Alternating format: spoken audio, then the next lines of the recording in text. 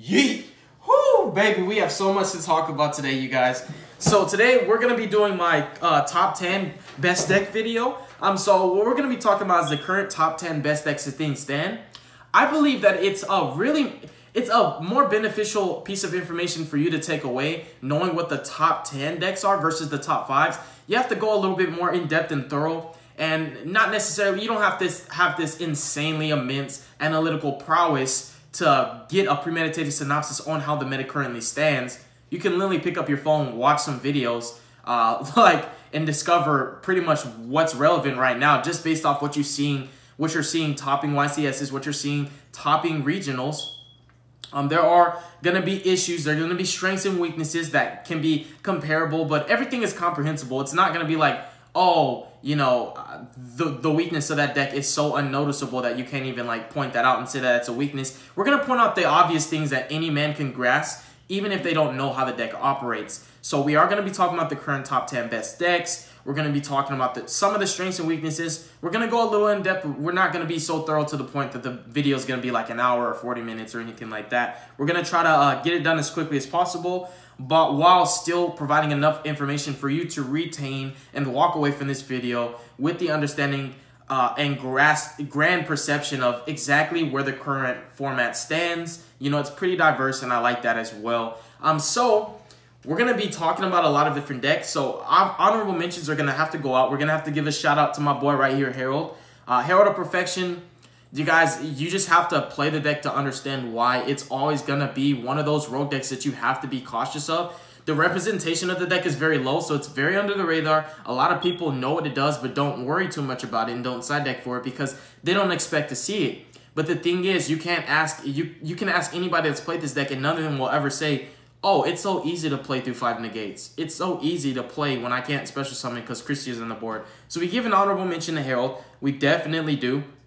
Now, also, I would like to basically, I'm going to say in addition to the top 10 decks that I'm talking about, some of these top 10 decks don't have the highest representation, but it's just the factual statistics of the deck, how well it does in the playing field, and how well that you know for certain that it can and will do in the future. Because some of the decks like Time Thieves and other stuff is a little bit new, and it hasn't got a chance to be played long enough for us to get a more in-depth and thorough understanding. So the analysis that I'm providing for you guys today on these decks is purely and subjectively speculation based on how well I've done it, how well I've seen it perform in certain, I guess you could say certain events, and based off the actual playstyle itself. So there are going to be some decks that make the top 10 that you're going to say, well, there's not enough representation to prove it. And it's like, we understand, but we know for a fact that if a deck has been doing so well in the OCG and the TCG finally gets it, it's going to perform to a somewhat similar extent, if I'm just being honest with you. You know, if a deck's really good in the OCG, TCG normally follows suit. But anyways, honorable mentions are definitely going to go to Herald of Perfection. We're going to definitely give a shout out to Infernoids. We're definitely going to give a shout out to, I guess we're definitely going to have to shout out Synchrons. I'm going to try to shout out as many as I can, but like you can never hit every single deck without hurting somebody's feelings, because somebody's going to be like, what about this deck? So I'm just going to say Symphonics, ABCs, Herald of Perfection, you know, Infernoids. We're going to have to say definitely a definite shout out is going to go to,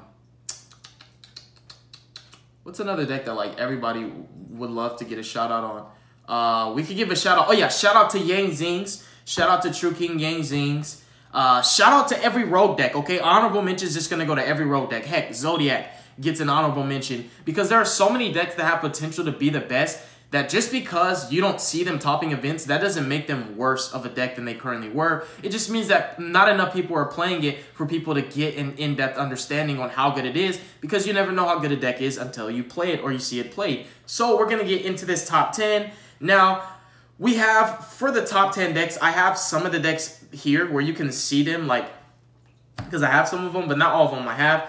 So in number 10, we're going to be starting off from the bottom of the totem. Number 10, I'm going to give it to Time Thieves. I am going to give it to Time Thieves because I have seen what this deck can do. I know what it's capable of. And this deck became meta relevant, even if it's just as an engine, literally out the gate. The second that it came out of Savage Strike, Like, I'm not lying to you guys. It literally became meta relevant that quick. Time Thieves are nuts. They have some shenanigans, man. They really can put up 4 interruptions. But Time Thieves, as a pure deck, without splashing Dangers, without splashing Phantom Knights, cannot consistently put up 4 interruptions. They can put up a couple. But being played with some of the other engine-like cards, dude, this deck has some shenanigans, and it has an insanely long grind game. It has the potential to outgrind some of the best decks. Its engine is very compact, being normally 7 to 8 cards, so it's like Trickstars in the sense that even if you wanted to make it more of a pure variant, you can incorporate some of the cards that you need to contend with some of the best decks. If it's side deck staples that you need to put in your main deck, if it's more hand traps, if it's specific niche interactions that you need to out a certain card that you're seeing too much of, you can do that with Time Thieves, or you can just literally splash every engine that everybody's playing in it. So Time Thieves are definitely going to take number 10. It hasn't been out long enough for us to just say, you know, it's literally just absolutely one of the top dogs. That's why it's not going to go into the top 5. But I have to acknowledge potential when I see it. Time Thieves are really strong. And I don't think anyone watching this video can literally say, no, Time Thieves suck. They're a horrible deck. They're piss poor. They're crap. And they're never going to do anything. Like, no. And it's what's making it more appealing and what's giving it more representation is the fact that everything in the archetype right now is currently commons. And it's so budget friendly and so easy to actually get all the cards. So accessible. That's what makes it even more popular. Because some of the people who can't afford, you know, like $10 plus cards can actually pick up this deck really cheap, actually. There's not a single card in the deck that I can think that's over $1. So that's definitely going to go to number 10. Now, in number 9, we are definitely, for number 9, we are definitely, without a doubt, in fact, without a doubt, we are going to give it to Paleozoics. We are going to give it, and we're going to put a slash, okay? Because both these decks deserve to get the number 9 slot, and they don't always have the highest representation, but you will see them. Like, they're one of those decks, both these decks I'm talking about are both one of those decks that when somebody takes them to an event, they're going to top with them, regardless. Like, you're going to see them here and there. They don't have the highest representation, but they have the results to back it up. You might not see 10 of the top 32s, you know, being Paleozoics, but we're going to give number 9 to both Paleozoics and Mermails. Paleozoics and Mermails function in somewhat similar ways. Now, with Gumblar being hit and Tomahawk being hit, Mermails lost some of their powers, but they are a really powerful combo-oriented deck that can break a lot of different boards that most people don't acknowledge. The deck can be played in a myriad of different ways.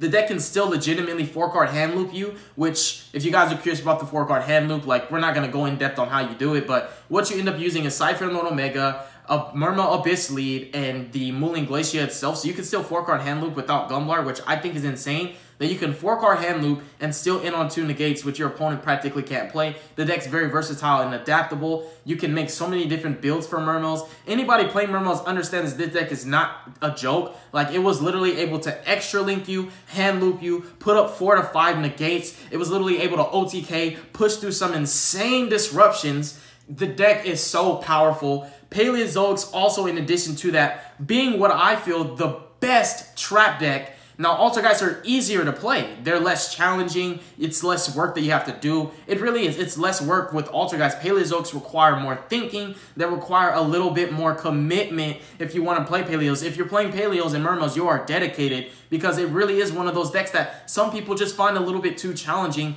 and too much work to do. Not to say that the decks are just so difficult to play. It's just you have to work harder for you to get the results that you get out of them, if it makes sense. I mean, Activated Trap, Resolve Multifaker, that's not as easy as how Paleozoics have to toolbox and get their engine going for them to start spamming out their toes and their Opabinias. It's a little bit more difficult for them, but I find Paleos have an insane potential this format, and they're better than Altergeist. I wholeheartedly believe they are better than Altergeist. Totally Awesome is just a better boss monster than Hexia is. Paleozoics have spot removal for practically anything. They also can play some of the best floodgates in the game. Literally, they can play Anti-Spell, Imperial Order, they can play Ghost and Match, they can play Rivalry of the Warlords. Like, I mean, dude, the deck is just so good, man. It really is. Like, Paleozoics are no joke. They really, Trap Tricks gave them a boost. They can play the Artifact engine. I mean, Paleozoics are just a powerful deck. They always make my top 10. Paleozoics and Mermails just have to be there.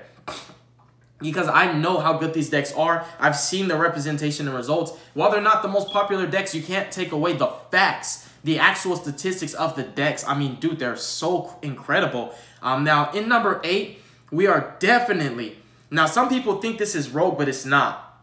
Okay? It's not. It's not rogue. Number 8 is definitely going to go to zombies. Now, I was going to give True Dracos the slot where zombies were going to be because True Dracos are a really powerful rogue deck, but I haven't seen a lot of representation lately with True Dracos. Even though you're going to see True Dracos here and there, I just haven't seen enough. They've kind of declined a little bit in popularity, but not to the point where I would literally say, oh, True Dracos are dead, nobody's going to play them, they're a horrible deck. They're a great deck, they really are, but they've fallen into the category officially of rogue, where zombies, even if it wasn't too recent, you still have to acknowledge the fact that zombies right out the gate, just like Time Thieves, became meta relevant when they got that structure deck. I mean, dude, Zombie World is not a joke. It's a powerful floodgate. It cripples some of the best decks. Thunder Dragons cannot make Colossus. They can't make Titan because of Zombie World. I mean, dude, like warrior decks that are trying to put out 2 warriors for Isolde, it's not going to work. Any deck that needs Cyberse monsters for their links, it's not going to work. Like, Zombie World is a really, really oppressive floodgate in itself.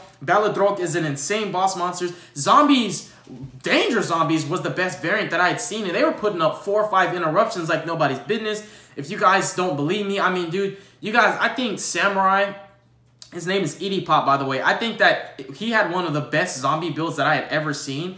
And he really proved thoroughly how powerful zombies are if you just choose to pick them up. I mean, heck, he topped. I've seen zombies top in YCSs and regionals. Their representation has gone in a little bit of a decline, but you're going to see zombies, and they are topping. Like, every time I see somebody going to an event with a zombie deck, they normally end up topping. And a vast majority of the playing field has adapted from control to more combo. Thunder Dragons have become more of a combo deck than they are a control deck. Let's just be honest. They're more of a combo deck. Even though Colossus has a control element, it's like everything that gets out Colossus is a combo. It's a combo deck. Engage, searching out multi-roll is not a combo, okay? Normal summoning Molaseek and going into Link Karibo is not a combo. Those are control decks. Geist and Strikers are control decks. But everything else on the playing field, Salamangreats, Orcas, Time Thieves, Phantom Knights, Dangers, Thunder Dragons, you know, Prank Hits, Pendulums. Dude, like, we just, Dinos, like, all these decks are combo decks, okay? They are extremely combo-oriented, and zombies are a really good deck against combo decks. You have the whole zombie toolbox, Solitaire, Mizuki, Gozuki, Unizombie, the new Shiranuis you can experiment with. They have a generic level 7. Destrudo can be splashed in so many of these decks that I'm talking about as well. Just wanted to point that out, but I definitely think that zombies deserve the number 8 slot.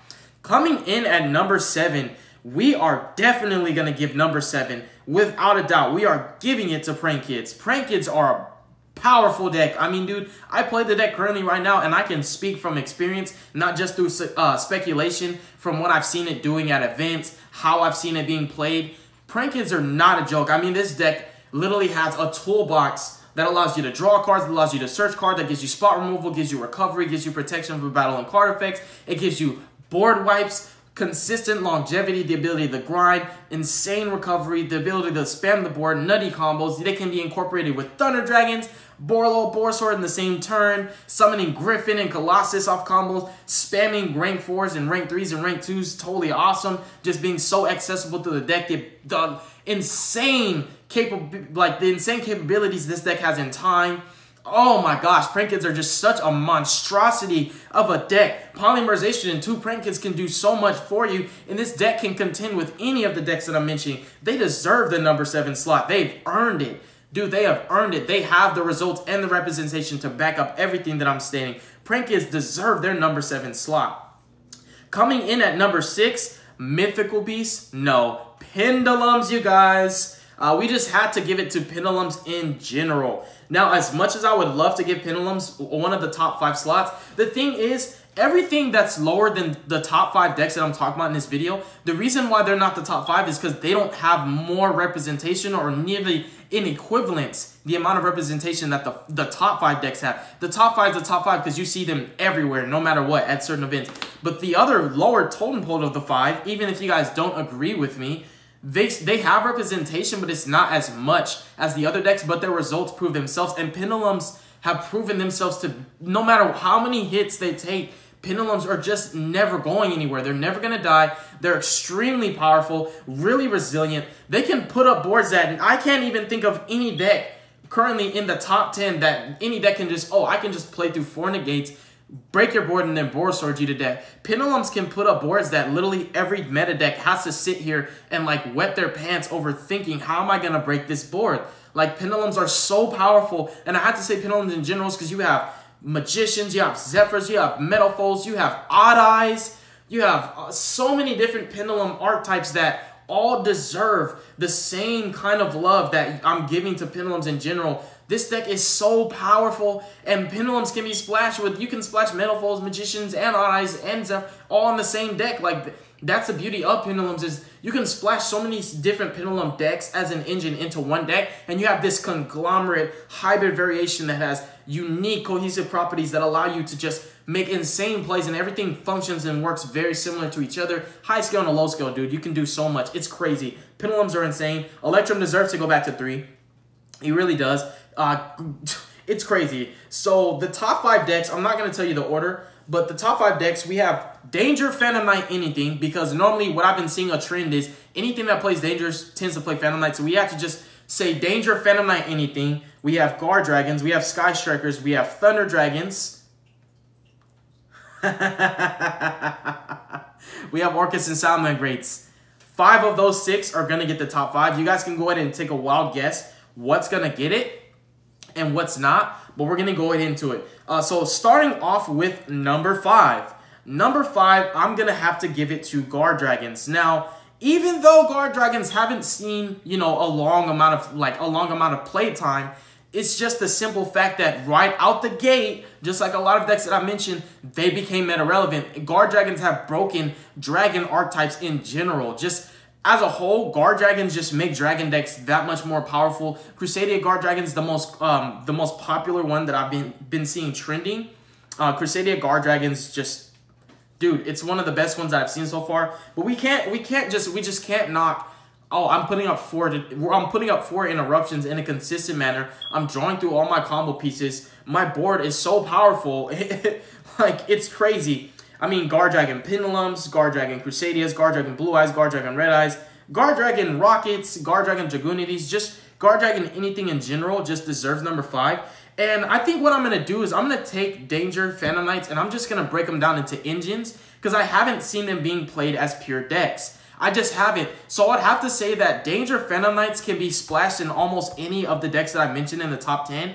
And it's for the simple fact that I don't see people playing Dangers as a deck. Not very often. I don't see people playing Phantom Knights as a deck. Not very often. That I have to say Danger, Phantom Knights, we're going to be putting them in correlation to 1 or 2 of the top 5 best decks that play them very effectively. So number 5 is definitely going to have to go to Guard Dragons. And Guard Dragon Danger Crusadias, I've seen it with my own eyes. I've seen it. Now, going into number 4. So remember, I mentioned what? Guard Dragons, I mentioned Danger Phantom Knights, I mentioned Orcus, I mentioned Salamangreats, I mentioned Sky Strikers, I mentioned Thunder Dragons. So now, we're going to be going into number 4 now. So for number 4, I'm going to actually give it to Salamangreats. Salamangreats, although they haven't really proven themselves thoroughly at all, I have done thorough research on Salamangreats, how good they are in the OCG. I've seen a lot of their combos. I've seen the plays they can make.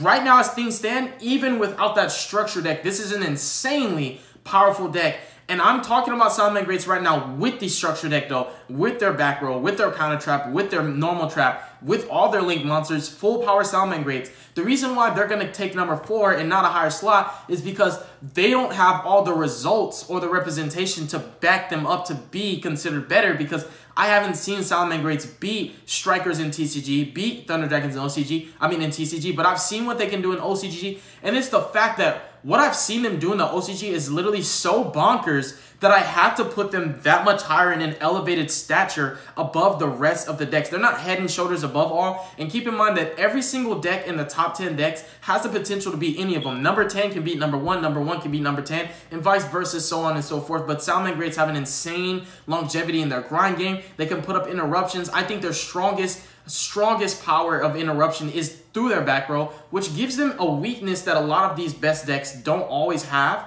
but you just have to accept the fact and acknowledge that Salamangreats are a monstrosity of a deck. They have so much floating, so much recoverability, so much recursion. One-shot OTKs is crazy, dude. That's so crazy. And they have 1 and 2 card combos that they can access consistently. The deck is just really strong. It reminds me very much of how Zodiac's played, but not necessarily like they are Zodiac 2.0 or 3.0 or anything like that. They're just very similar to Zodiac's being a very consistent control deck that doesn't need a lot of cards to set up the boards that it can set up, and it can rinse, wash, and repeat the same boards.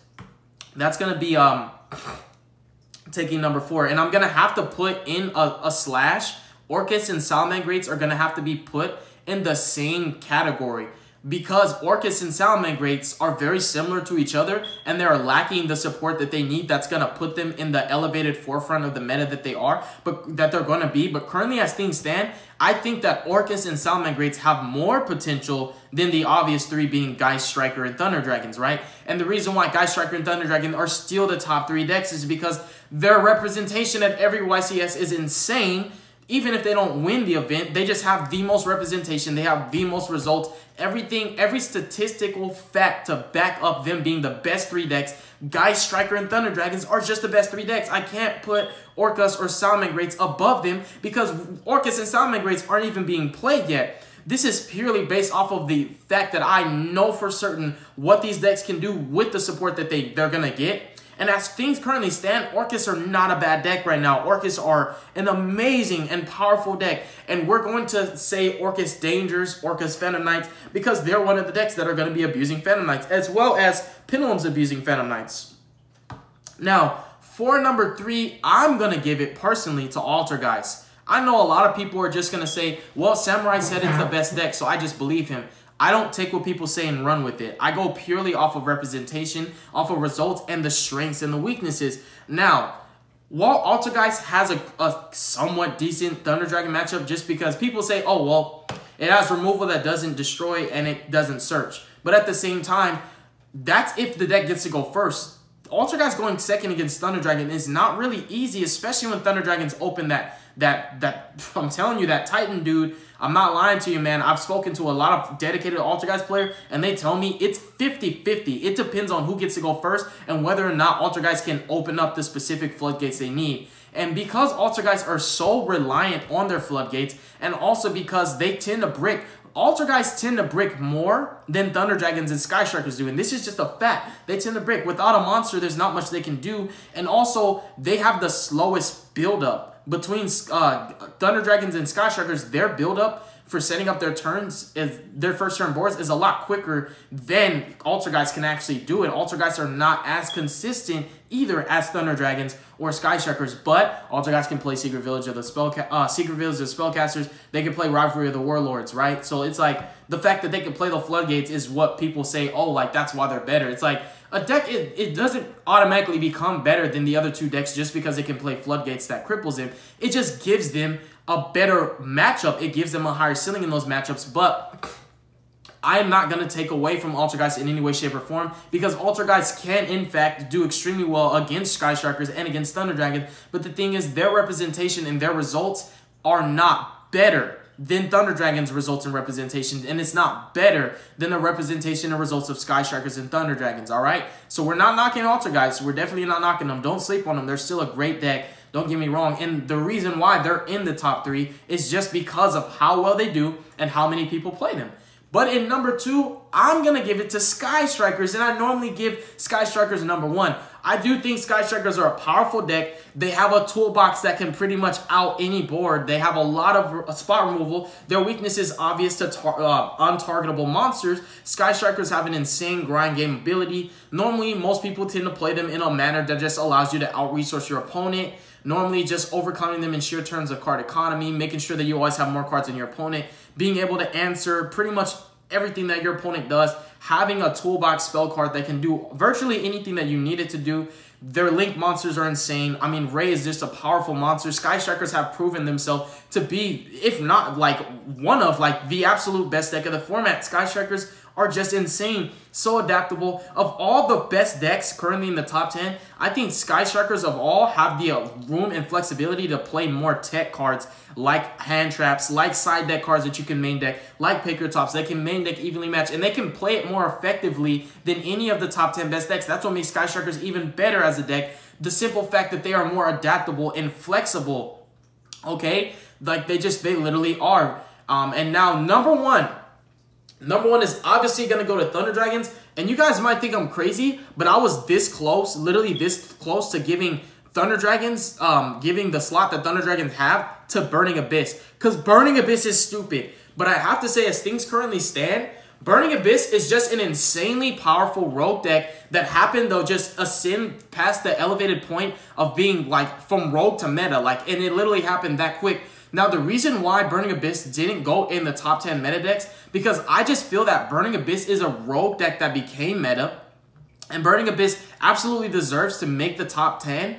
It absolutely deserves it because you're seeing it topping events consistently, and I'm not putting it in the top 10 because Burning Abyss isn't one of the top 10 decks. Burning Abyss is actually going to get slot 0, and I'll explain why in a second. It's going to get slot 0. So number 1 is going to be Thunder Dragons. Now, Thunder Dragons are very versatile, very similar to Sky Striker. They're extremely adaptable and flexible. There's a lot of different ways that you can play them. I mean, heck, Aloof Looping alone just like solved the issue that this deck would have had when they lost Gold Sark and it lost Brilliant Fusion, which it didn't really take too much away from how good the deck was. It just took away its consistency and being able to repetitively put out the same boards.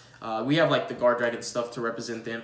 So the reason why I feel that Thunder Dragons currently just are the best deck is because they have one of the strongest matchups against the best decks. I mean, heck, a lot of the decks that I mentioned on the top 10 were really search reliant and also struggle with outing Colossus and Titan. And it's not just the fact that Colossus and Titan is what this deck does so well. It's the fact that it does it so consistently, and if you break this board but don't kill them, they can rinse, wash, and repeat the same board. It doesn't matter how powerful the board that the deck makes is necessarily. What matters is how consistently the deck can spit that out, and Thunder Dragons can do this like nobody's business, like literally with their eyes closed.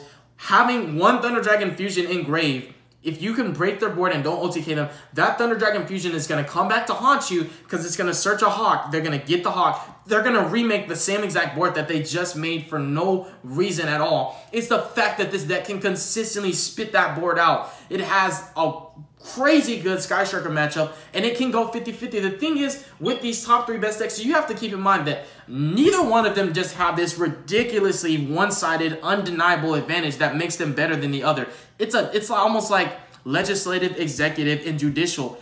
Each one of them has an advantage over the other, but it's this check and power that keeps it balanced to where you can't really say, oh, this is always going to be better than the other one. It kind of shifts the tide. Like, sometimes Thunder Dragon's the best. Sometimes Sky Striker's the best. Currently, people think Altergeist are the best. But it's like, it goes back and forth. But I feel that Thunder Dragons happen to have an insane matchup against Geist and against Geist and Strikers. So now, Colossus prohibits searching, right? It prohibits searching. People think, oh, that's why Thunder Dragons are better than Sky Strikers. It's a little bit more deep than that, right? Because Thunder Dragons can grind, if not longer, just as long as Sky Strikers can, because Thunder Dragon's engine does not go anywhere. Thunder Dragon Fusion continues to recycle it and just never, in a never-ending manner. Now, Sky Strikers have their toolbox. They have an ability to out Colossuses. You know, they can main deck impermanences and you know, Widow Anchors to turn off the Colossuses. They have a way to systematically pick the board apart, but the problem is Thunder Dragons can OTK and Sky Strikers have a bit of a more problem doing that. So it doesn't matter how effectively a Thunder Dragon player can out the board that Thunder Dragons can put up. It's the fact that even if they out it, they can't OTK them, and then Thunder Dragons can consistently do the same thing.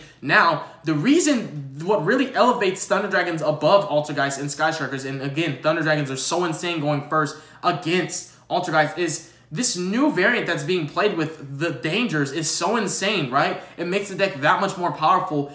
But Thunder Dragons, unlike Geist and Strikers, can main deck 3 Eradicator Epidemic Virus and 3 Trap Tricks, which literally blows those decks out the water. And it's for that reason alone that gave Thunder Dragons a higher ceiling than those other 2 decks. Before, it was like, okay, we can argue that Geist, Strikers, and Thunder Dragons can all beat each other, and each one of them have strengths that the other doesn't have. Each one of them has weaknesses that the other strength can kind of check, right? But Eradicator Epidemic Virus is the card that puts Thunder Dragons above those two because they literally can access it through 6 different cards. And that, my friend, is insane. You can consistently put out a target for your Eradicator to resolve. Call traps, Geist lose. Call spells, Sky Strikers lose. Then on top of that, going first, Titan can just destroy Altergeist, all right? It can just destroy Altergeist. Going first, 3 Colossuses. It's so hard for Sky Strikers to actually out 3 Colossuses. Okay, you outed all 3. You didn't OTK me? All right, I'm just going to activate Thunder Dragon Fusion, recycle everything, and I'm going to do the same exact thing again. You've wasted all your resources to break the board that I literally just made like nobody's business. Like, Thunder Dragons are the best, all right? Like, they're the best deck. Danger Thunder Dragons is like the best deck of the format. Like, I'm just so passionate about it. And I don't even like Thunder Dragons. I don't even play them. And I'm really sitting here telling you right now, unbiasedly, that they are the best deck. Now, slot 0 is going to go to Burning Abyss because Burning Abyss has proven itself for years. Literally years, you guys. Like, it's been, what, 3.5, almost 4 years? Let's go back to 2015. Dude, Burning Abyss are an insane deck, dude. And the reason why I had to give them slot 0 is because Burning Abyss has a good matchup against every single deck that I've mentioned in the top 10 meta decks. Like, Burning Abyss are just stupid good, and they're going to get better when Cherubini comes out. Burning Abyss can play Dangers. Burning Abyss can play Phantom Knights. Burning Abyss can play 9 to 12 hand traps. BAs literally don't care what you're playing. They can Kaiju you, they can OTK you. They're really strong against Thunder Dragons because they can not only break the Thunder Dragon board, but what can Altergeist and Strikers not do? They can't break your board and OTK you, but Burning Abyss can break the Thunder Dragon player's board and OTK them in the same turn. Sky Strikers, Kaiju, you're dead. That's it. You're done for. They have an insane matchup in time. They're super duper strong against Altergeist because Burning Abyss can literally main deck so much back row hate if they want. They have so many ways for them to actually just outmaneuver. The only, and I mean literally the only advantage that Altergeist would have over Burning Abyss is Rivalry, but put out 2 BAs, right? Oh, Rivalry, Lincoln and Nightmare Phoenix, pop the Rivalry. Can we just keep playing Yu-Gi-Oh now? Burning Abyss have to get slot 0, not because they're just literally better than everything, but because they have exponentially the most resourceful advantages over all 10 of these top 10 meta decks that I've mentioned.